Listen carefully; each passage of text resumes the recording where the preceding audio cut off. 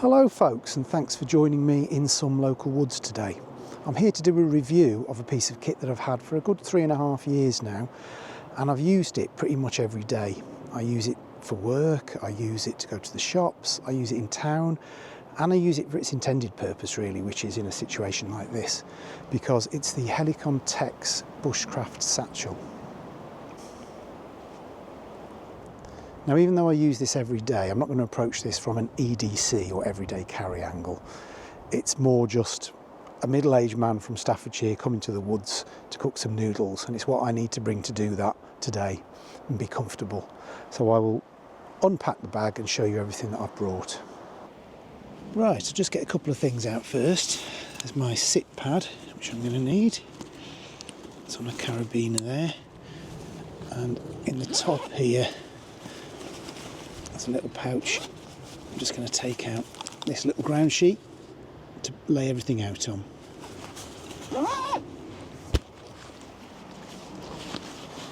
So it's a very simple bag, to be honest. Start with the outside. It does have quite a bit of webbing sort of on each side here and along the strap there. So I've got some carabiners which help me to attach some of these things. So I've got some gloves here which cinch down quite nicely under that strap. Also in here I've got a fuel bottle. That's the Speedster 100ml, quite a safe little fuel bottle, bioethanol in it. Got a little neck knife here. Let me take that off the carabiner. These pouches here are really handy, little slots. One of them is closed off and the other one isn't. So you can pass an axe or something through there if need be. So the Mora neck knife, I've only really got that in case I need to whittle some bigger pegs out of some sticks for my tarp. It does have a fire steel on it though, which is useful. Show you that. Try not to set fire to the ground sheet. Oh, there we go. Other side I have a little titanium spork and bottle opener, because you never know when you're going to get a sneaky beer. And that's it. I had the sit pad cinched down there on the side as well on that carabiner. So that's all really useful. Let's go into the main compartment at the top. Really nice zips. We have, let's get this out first. That is the canteen set.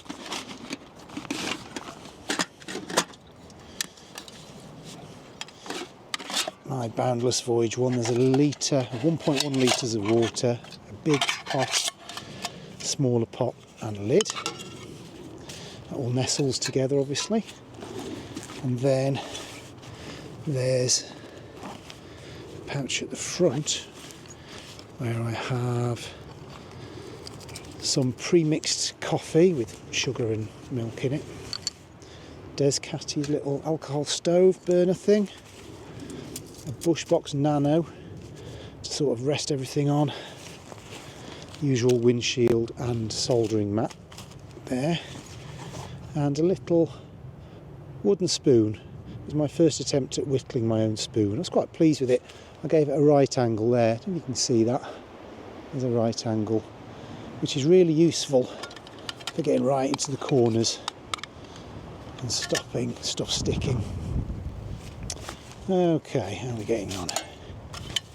What else have we got? We've got a tarp, Poncho tarp. It is getting windy, I will put that up in a minute. Pegs and cordage for that tarp. Let's look at this little flap here. This is like a mesh flap that's just inside, and I tend to keep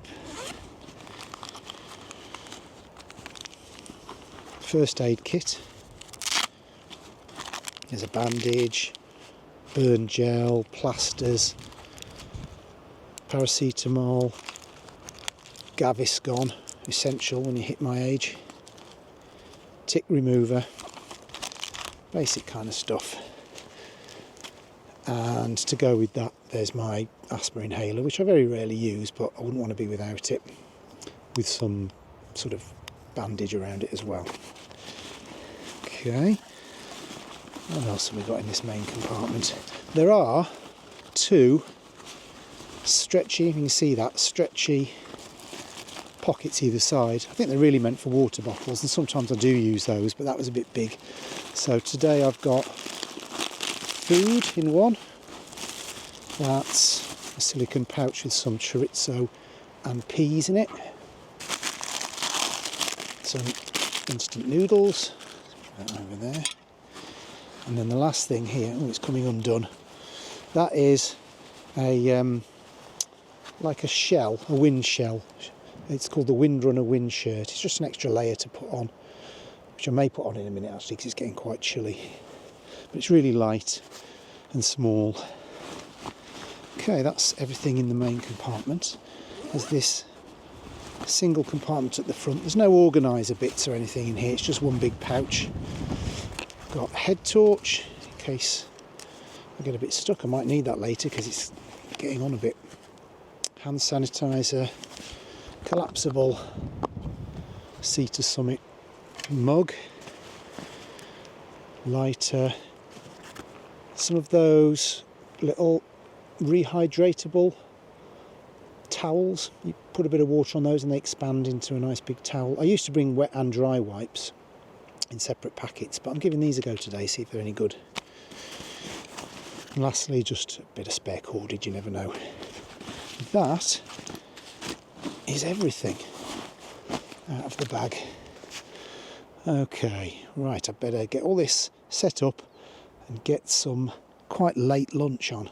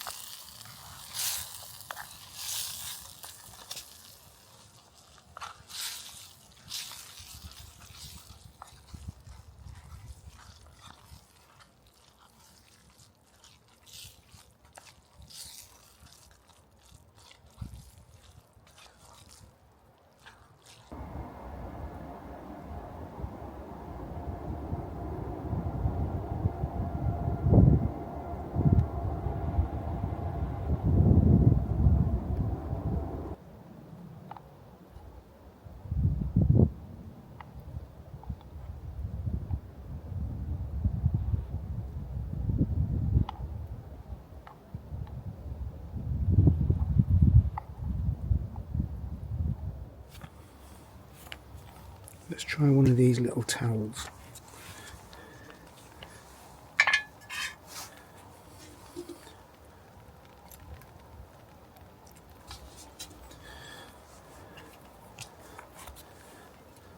There it goes.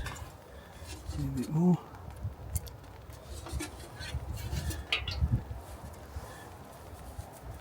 Oh yeah, look at that.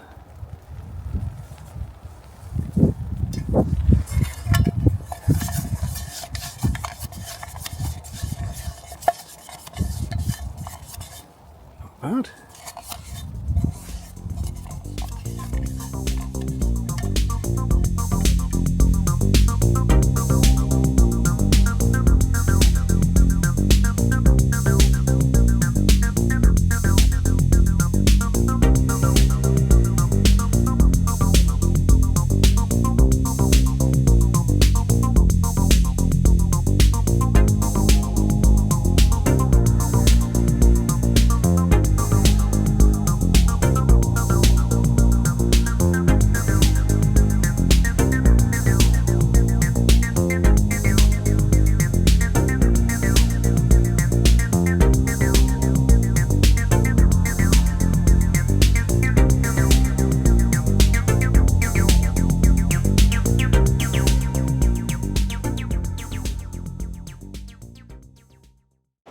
Right, that's me fed and watered and relaxed a bit. I've packed everything away, as you could see. Always leave no trace. Now, thoughts on the bag. I really like it. I wouldn't use it every day if I didn't. It's nice and comfy. It's really rugged. I like all these attachments at the side, like the webbing and so on. And it's lasted really well. A few little niggles, just for the sake of balance. There's some dodgy stitching. Let me just open this. Dodgy stitching on the inside.